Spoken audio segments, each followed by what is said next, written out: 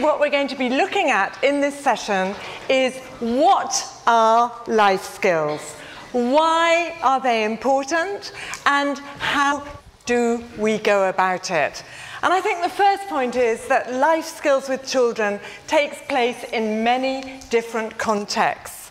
For most of us, for many of us here, it takes place in the ordinary language classrooms that we may have, either as part of children's mainstream education or extracurriculum activities. But life skills training also takes place in other contexts. It may take place, for example, in war zones or refugee camps and have a very different kind of meaning. This image here shows children receiving life skills training in rural Colombia, and they're being told a story about a family of chickens and how the little chickens need to keep on the path behind their mother in order to avoid landmines. So there is life skills with a real emphasis on life. But I think what we need is a definition and an understanding of life skills that encompasses all the situations that we work in. So my first question for you this afternoon, and I would like you very quickly to identify 1, 2, 3, 4, it doesn't matter, people that you're going to work with, talk with during the workshop. And my first question to you is, what are life skills? I'm not asking you to come up with a definition, but I would like you just to spend a minute or so thinking about it with the people near you and coming up with what life skills means to you. Okay, so off you go, just a minute or so.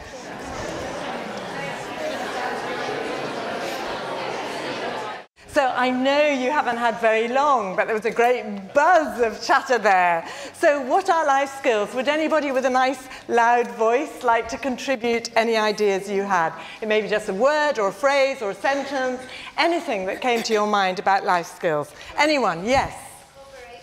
Cooperation. Okay, absolutely. A fundamental part of getting through life. Yeah, lovely. Yes?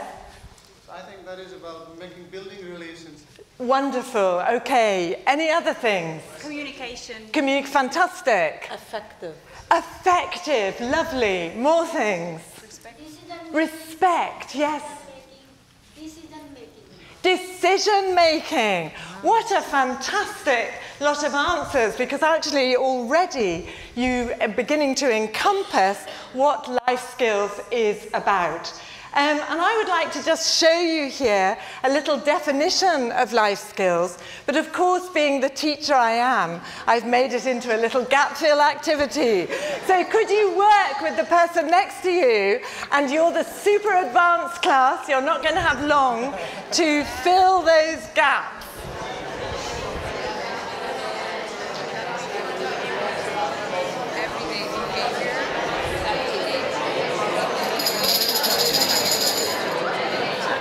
So, life skills are psychosocial.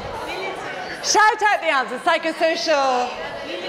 For adaptive and behavior that enable to deal effectively with the demands and challenges of everyday life and facilitate their physical, mental and emotional. Fantastic. Okay, tick, tick, tick. Okay. So there is our definition, and actually the words that I highlighted there are the ones that are really key in the definition. The abilities, the positive behaviour, everyday life. We're not just talking about the classroom, and children's well-being. So I think we can see already that life skills is an umbrella term. It's an umbrella term that encompasses thinking skills, social skills, and personal skills. And in your answers just earlier, you mentioned a range of all those. And I think it's very interesting for us to note that organizations like the World Health Organization, UNESCO, and UNICEF have actually identified 10 core life skills, what they think of as 10 core life skills. So if I could ask you, with the people next to you, but everyone down here, you take red, okay? You take blue, the people in the middle, and you take green, and just brainstorm, just for 30 seconds or so, what do you think are the key life skills in your colour area? Thinking skills, personal skills, or social skills. Off you go, off you go. Call out. Thinking skills. What did you think of? This lovely red group over here. Creativity, creative thinking. Anything else? Critical thinking. Critical thinking, fantastic. Independent thinking, okay, wonderful. What about social skills? You blue guys in the middle. Communication. Communication. Cooperation, wonderful. Empathy, fantastic. And what about the green guys over here? And there's quite a lot of overlap, as you'll realise. What did you think of? Attitude. Attitude, okay, yeah, fantastic. It's being organised, a personal skill. Being organised, what do you think? I think it is, yeah, exactly. Okay, well, let me just show you then the 10 that are identified. Okay, those are the 10 kind of core life skills. So, why are life skills important for children? Okay, again, a little buzz with the people next to you. Why are life skills important for children? Off you go. Okay, anybody like to share an idea why they're important? Anyone? Because they transfer to adult life. Lovely, okay, foundations for the future, absolutely. Any other things? Yes? They're also applicable outside the classroom.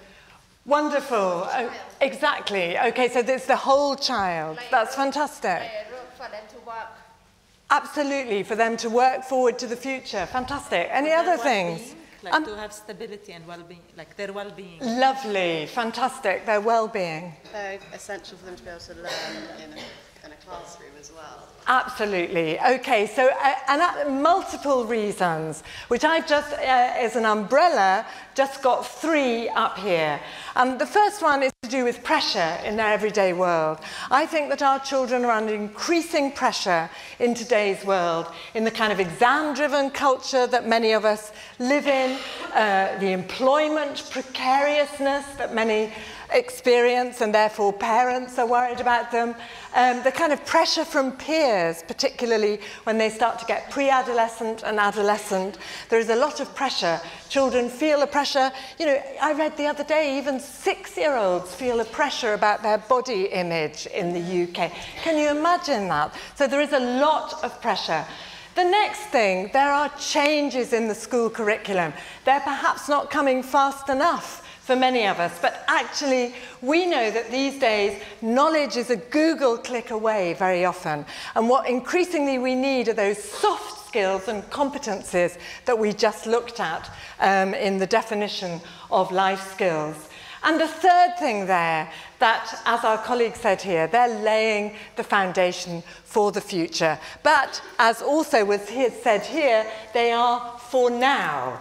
We're not just working for the future. So, how do children learn life skills in language lessons? Well, this is not rocket science, but I think it's important just for us to think about in ways that are age appropriate. Okay, the life skills that we work on with our 3-year-olds who are coming to school for the first time is going to be very different from the life skills with pre-adolescent or adolescent children. The next point, in an integrated way. It's not Friday afternoon we have the life skills lesson. Okay, we're going to integrate it into everything we do in the classroom. And we want the learning to be active and experiential, because as we all know, if we tell children things, it goes over their head, but if we actually do it and are involved in it, then we internalize and have ownership of it. And the last point there, I would suggest to you that in a holistic way, because all of us as language teachers of children, we are educators of children, and we have a duty and a responsibility to look at the development and education of the whole child. And in a way, paradoxically, when we do that, we are much more effective and successful in our work as language teachers. So, if you like, what life skills is about is giving our children the wherewithal to take responsibility and find direction in their own lives. Okay, so we're going to go on and have a look at how we might do this. And what I would like to do, first of all, is to have a look at the kind of typical, everyday stuff that we do and how we might integrate life skills into that. And we're going to have a look at a story, and we're going to have a look at a topic, okay?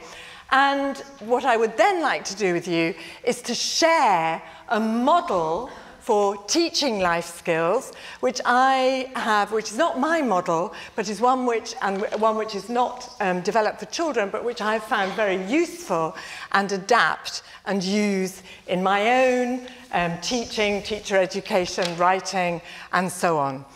Okay, so first of all then, we are going to have a look at a story. And the story is How the Tiger Got Its Stripes. And the first thing that we all do with our children to encourage thinking and prediction would be to get the children to predict how the tiger got its stripes. That's what we would do. And we would listen to their ideas, maybe in their own language, maybe in English, and get their ideas. And children are wonderfully creative. They're often much more creative than we are. When I've asked this to children, I've had some wonderful responses whereby, things like, well, the tiger was envious of the zebra's stripes, and so he asked his friend to paint that. Okay, so anyway, so what we're doing is setting up this interest and curiosity and desire to listen to the story. Because what I want you to think about when I tell you this story is how we could use it to develop life skills, okay? That's your task. A long time ago, in the days when animals can speak, tigers are brown or white, but they haven't got stripes.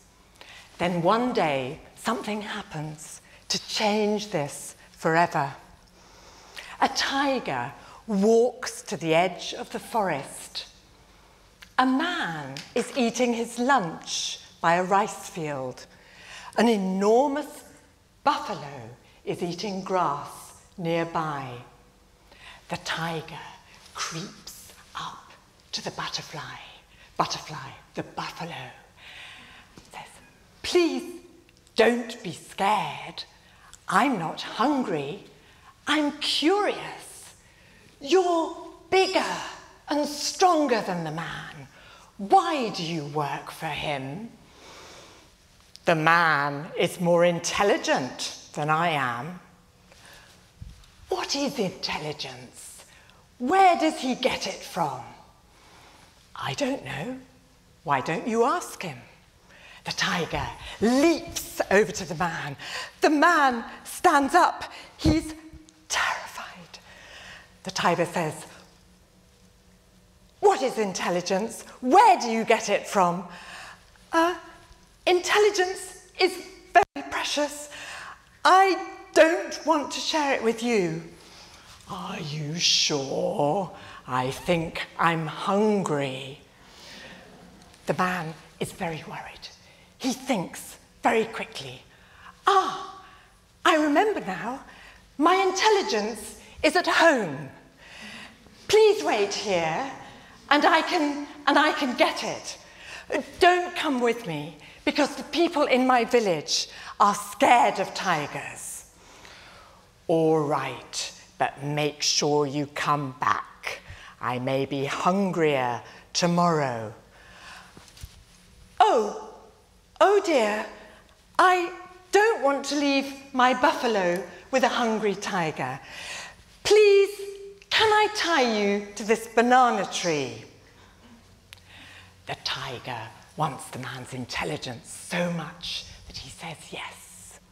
The man ties the tiger to the banana tree with thick rope.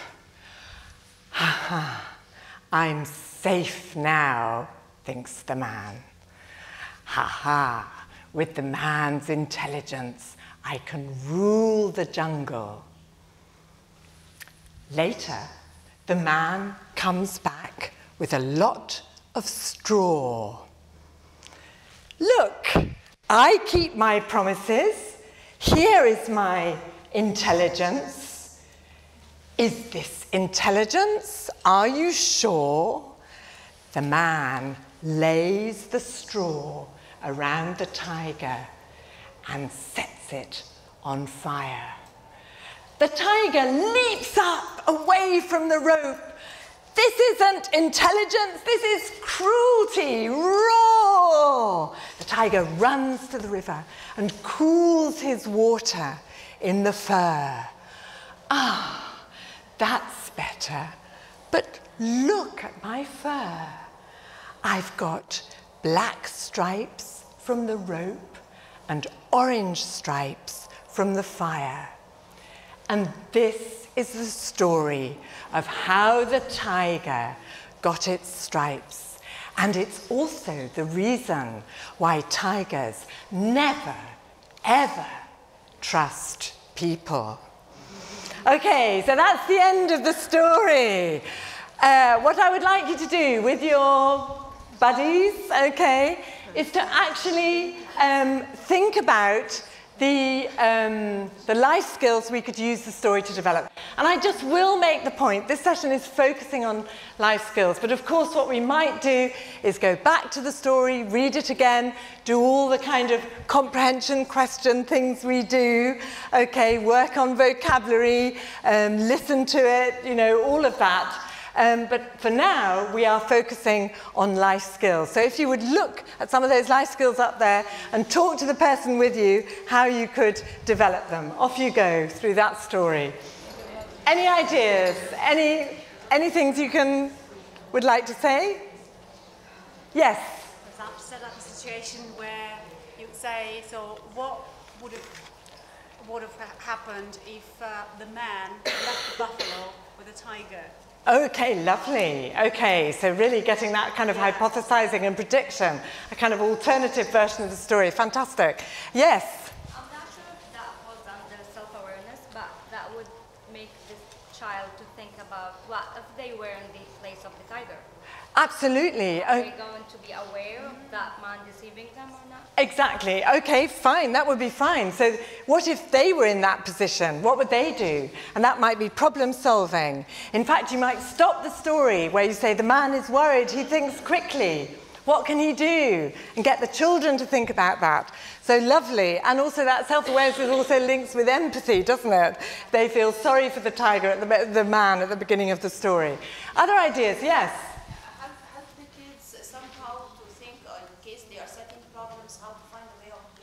Exactly. Okay, exactly. So they have to try and solve the problem, how to solve the problem. And of course, remember that when you are doing problem solving, very often that is actually leading to creative thinking. Because in order to solve a problem, you need to think creatively. Any other ideas? I was thinking about honesty, values education, whether like the man did was honest. Lovely, absolutely, so important. Values education. Was it honest? He played a trick. Is it okay to play tricks on people? When is it okay to play tricks? Values education, absolutely. And values education also, for example, with kindness and cruelty to animals. Is that okay? Lovely. Any other thoughts? I think some of the students would feel sorry for the tiger. I do. I do. I feel terribly sorry for the tiger. Exactly.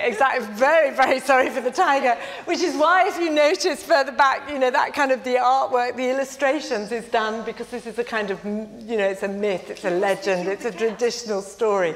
Absolutely. So there is empathy there. We also, for example, self-awareness in terms of intelligence. You know, what is intelligence and how do we use our intelligence? So there are all these avenues to explore. Somebody had their hand up over there, yes? The idea of intercultural competence, the animal comes from different world than a man, so if we have the same idea, how can we deal with it? Okay, fantastic. Okay, so that's an interesting take on intercultural competence, because I was actually thinking how this story, you know, it's a story from another culture, another country, and actually recognition by children that different countries and cultures have their own stories. And actually, I'll just point out here the learning to learn one. Did anyone notice what this sort of language focus of that story was? I'm really glad, actually, you didn't recognise it, because it shows it's embedded, okay, because it was actually comparatives. Okay, you're bigger and stronger than the man, and he's more intelligent. Okay, so actually, doing a bit of thinking about our learning, we might go back to the story and identify all those comparative adjectives, and then actually become a grammar detective, and work out how they're formed. Okay, moving on very rapidly. And applying the same thing with the topic, okay? I'm just going to, we're not going to actually do these activities, but I'm going to take you through them. And I would like you to think the same question. How could we use this? What life skills are we developing through this? And this topic is the Sustainable Development Goals. Okay, and I don't know if you're familiar with the global goals that are internationally agreed to be achieved by the year 2030. And I've recently been involved in a project for the British Council and doing work on developing children's understanding of the global goals. And I think one of the key things here is actually empowering children to be able to talk about problems in our world today, to actually, you know, for them to have a voice to be able to talk about these things, okay, in a way that is appropriate to their level. And one of the things that I do with children, and this also for you to know, is to get them to talk about the problems and predict the goals. And I use these images, which you notice, these images are totally freely available to use in educational context. They've been, you know, seeded by Getty Images to this partnership project. So we would show these images to the children and elicit what the goals might be. For example, here, you know, it might be to do with housing, to do with poverty, okay? For example, here to do with hunger, not potatoes, okay? Here to do with education, the right to education. Okay, here to do with healthcare, absolutely fantastic. Here to do with, it could be gender equality and also the right to work. But these images are actually very powerful for eliciting all this. There are all the goals, which you also can download, either like that or individually. You can either work with all the goals, or you may cut some of the more complex ones.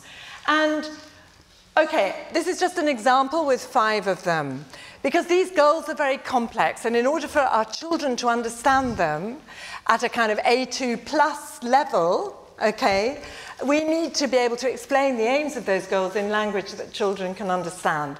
And the way I do this is on cards and matching, okay? So just to give you a flavour of the level of language that the goals are expressed at, just look at those goals and call out which definition each one is. Oh, sorry. Yeah. What's the first one? 3. Is 3. The second one? 4. Okay, a bit more positivism here. 4. Okay, you got it. The next one is? 5. Okay, fantastic. The next one is? 1. Okay, and the 5th one? 2. Hunger. Okay. Now, what we can do is all kinds of things with this. We can get the children to do ranking order. I think the most important goal is. I think the most difficult goal to achieve is, and we might do that in a kind of circle time activity, for example. Thinking of life skills and visual education, those are quite pale, but these are actually logos designed by children themselves. Okay, this is gender equality here, and this is zero hunger. And it's a lovely activity to do. The children design the goals without writing the words, and then they have to guess what each other's logo is. We also, with the car, we create this spidergram, because actually what we want our children to understand is the connections between the different goals. And actually children find this very difficult to start off with. They, on a piece of A3 paper, okay, and they join with lines, or if you like, with pipe cleaners or something. So, for example, it might be, you know, if children are hungry, they can't concentrate at school, okay? Or it might be, if people don't have jobs, they are poor. Notice, by the way, in brackets, how wonderful it is for the first conditional, but how meaningful it is as well. Going on, if people drink dirty water or don't have clean water, they may get ill. And what happens when you do this with children, they then get it. And they begin to start making connections all over the place. And so in terms of our topic, we work on the global goals, and we then choose one global goal and actually make an action plan of what we are going to do. And actually you might do this in children's first language. You might think, you know, this is valid to do this planning work in their first language. Remember, you know, planning is also an important life skill. And then maybe in pairs or groups, they will take one of those ideas and produce a project. Okay. So this one, a project, it's about saving tigers, or another one that some students of mine have done is this, it's a, you know, kind of dance video. They've made their own little mobile phone video. What life skills are we developing through a project like that? 30 seconds with your friends to think about that. Okay, what life skills? I'd love to hear just some of your ideas about that. I'm sure you have many. Anyone like to contribute? What did you think of? Anyone? Sorry. Absolutely. Absolutely. They are working together, collaboration and cooperation. And we all know through research on cooperative learning that cooperative learning not only produces better academic outcomes and effort and things like that, but we're also developing all those soft skills, the empathy, the working as a team, together everyone achieves more. Okay, lovely, thank you. Yes?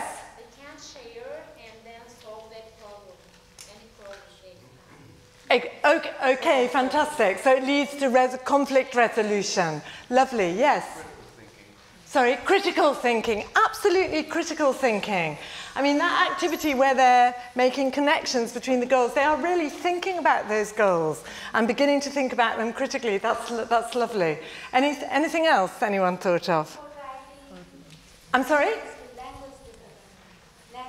Language development, absolutely. We are giving them the language to talk about the world's problems today, and that is very empowering. You know, for example, if we want our children to adopt positive values, we need to give them the language that they need to be able to talk about it. And the same with these kind of really important issues that we want our children to be aware of, but in a way that is not political, but which is to do with actually universal values. Okay, so moving on, I would like to share with you now a model of making sure as teachers, as educators, as teacher educators, as writers, or as directors of schools, whatever role we have in ELT, as a model for making sure that we address life skills with children. So this is a 4H model, and if I tell you that the first H is head, Okay, what's the second age, do you think? You are fantastic. Okay. And the third one? Oh, you're brilliant. Okay. The last one is not a part of the body, but it begins with H. Hair. Oh, I love it. I love it. Okay. No, the fourth one is health. Okay. Now, this model and the reference is at the bottom of the slide there. Okay. So we're going to have a look just quite rapidly at what I've done with this model is look, and this is actually based on the model, but I've changed the categories to make them appropriate for children and also children in a language teaching context. So we're just going to have a brief look at each one and some examples. So your task, while I show you these examples, is to be thinking of what other kinds of things can we do to foster these life skills. Okay, so looking at head.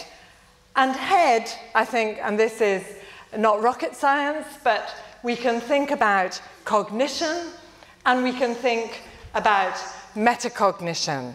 And I think one of the things that's important for us to be aware of as teachers is that, you know, that kind of cognitive and emotional engagement, which is so crucial.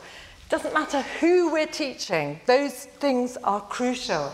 And cognitive engagement, we sometimes think, well, actually, they don't know enough English for us to be able to integrate thinking.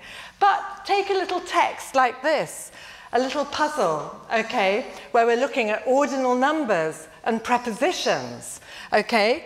Would you, just with your partner, like to read that puzzle? Okay, so who's first? Oh, you're brilliant. Dan. Second? Amy. Third? And fourth? And by the way, in order to help the children work it out, I just give them, you know, little bits of Post-it. They write A, B, C, D, so they can actually move them on their desk. So it's kind of kinesthetic, and they can work it out in that way. So you're absolutely right. Other things I do is borrow activities from other areas of the curriculum, okay? This, I have class sets of these shapes, okay? This is a primary maths activity.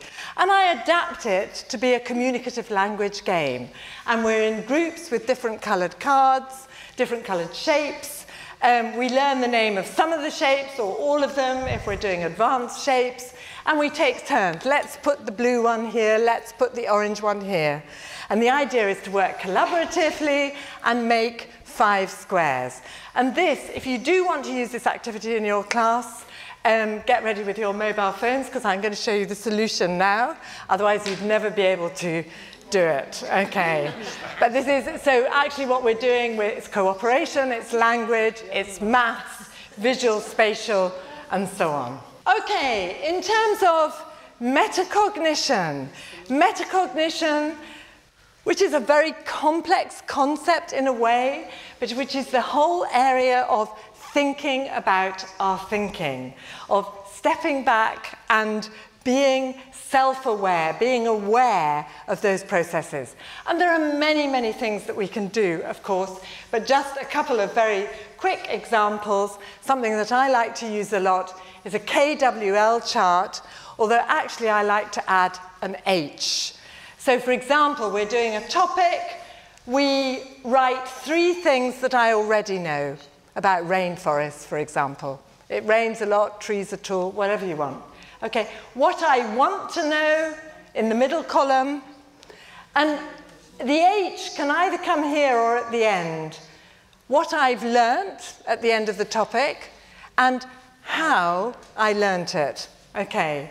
And so this is a very simple template for getting children to actually plan their work, organise, think about what they do, review the results. Okay, the whole area of study skills, competency statements, self-assessment, portfolio booklets, and little study skills activities. And here is just an example of that now. Okay, so moving on very rapidly to heart. Now heart, I struggled with heart, how to actually, what language to use to describe each category, the double category. And in the end, I opted for this. caring for yourself and caring for other people. But the caring for yourself, actually, what I mean by this is, with children, is the joy, the participation, the pleasure, the volition, the wanting to learn, the desire, the engagement, all that stuff, the self-esteem, that not only helps us as language learners, but helps us develop as people, okay? And just as an example, you know, those three words at the top: personalization, participation, and choice. And of course, this is what we do as teachers of children. We're always, you know, we're singing songs with rabbit ears, we're going on a bear hunt, as long as we include values education about not hunting bears too much, by the way, okay? But what we are doing here is giving the children confidence in themselves as people, confidence in their own opinions and expressing their own opinions, as well, of course, as learning language. The other thing, in terms of heart, caring for ourselves and for others, is in terms of a systematic approach towards values education and shared values. And I think the important thing here to mention is simply that values should not be plucked out of the air. They always need to arise from a meaningful context. So, for example, just to take one of these examples here, if you're talking about greediness, maybe you've read the story about King Midas. If you're talking about luck, you know, maybe you've read a story about the Californian gold rush. So it's always meaningfully contextualized and personalized. And choice is so important. To give our children ownership and responsibility for their learning, and also for them to grow up realizing that their choices are valid, okay? That it's not just, they don't spend their educational life being dependent on what they are told to do. And these choices can be micro choices to do with the order you do activities, or they might be more macro choices in some contexts, even to do with the topics. Certainly it would be to do with, you know, what sustainable goal you work on, for example. And just the third thing I'll just very quickly mention, intercultural awareness, to do with observation and comparing. And the reason I mention this also is because this is very homespun. All these photos, apart from one, are my holiday photos. And actually with children, I would do this the other way around. I would look at the country first. But with you, I'm just going to show you these photos. And what the children do is fold a piece of A4 paper in 2 columns. And they write 1 or 2 or 3, it's up to you, the level of the children, the time you want to spend and so on, about their own school, in this case, and then a description of the school here. This school is yellow and green, as simple as that. My school is red, or grey, or brown, or whatever it is. Okay, and so we might do it with classroom. We might do it with uniform. I don't wear a uniform, for example, okay? Lunch, okay? Here we have rice and beans, yeah, and plantain chips. And our rules. And I have to say, this is something that I've done with Spanish-speaking children. I'm not expecting you to read those rules. But an important point here is that I am not banning their first language. I am including it. We have to remember that our children's first language is a major resource. Let's use it, not ban it. And also, if we look at one of these rules here, smile at life. That's a rule. Isn't that a great life skill, if we all learn to smile at life? Okay, what we then do is find Cuba on a Peters projection map, okay, which actually is an eye-opener for children and adults, because we see the landmass in a way that it really is, rather than with our Eurocentric maps. So we find Cuba, and then we might go on to learn more about Cuba if the children are interested. I've even actually done where we do, you know, the Cuban wheel. We learn a bit of salsa dancing. Okay, and that depends obviously on the interest of the children. Moving on super rapidly, because I have like 2 minutes. Hands, to do with communicating and contributing. Or at least this is what I finally decided to focus on. The communication I've put here because we're talking about English language teaching and actually giving our children the life skill, the means to do that real communication, that class stuff in English. And of course it doesn't happen by magic. You know, sometimes you hear people say, oh, you should never speak, the children should never speak their own language in class. Well, excuse me, I'm sorry, unless you really train them to do that, they won't be equipped to be able to. So, focusing on the kind of classroom language that they need and making it natural. You know, I get it. That's what children say. They don't say, oh, I understand. I get it. That's what they say. Okay, so we've got that naturalness there. And also learning to interact in real life situations. So actually being able to say to a friend, guess what happened to me today? This happened, that happened, whatever. Okay, health. Rapidly, I've divided it into being and living. And luckily for me, we had a wonderful plenary this morning where Sarah talked at some length between fixed mindset and growth mindset. So I'm not actually going to go there at all, but just to say to you that this is part of our students' health, to actually feel that they can persist in the face of difficulty or the face of failure, that it's a really, really important thing to do. And any of you who are not familiar with Caldec's work, I highly recommend it. And the last thing, of course, and this is the more typical area of health that we do deal with, but it is really important, awareness of lifestyle choices. Okay, this to do with food, but it might also be, you know, personal hygiene, getting enough sleep, drinking enough water. It's very context dependent, by the way. You know, this example is to do with fruit and eating a rainbow. Okay, so that really brings me to the end of things. And I think what I would like to say to you, my last message, if you like, is integrate life skills into your classroom and make a real difference to the lives and learning of the children you teach. Remember that all of us who teach children are not just language teachers. We are educators. We need to take a holistic view and think of all aspects of children's development: social, emotional, psychological, cognitive, physical.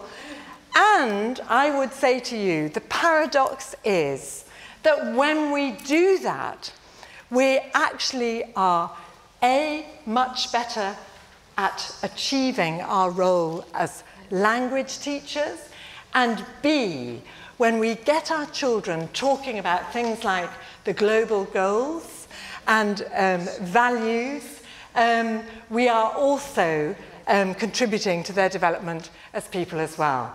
Okay, so that is the end of my session. Thank you very much.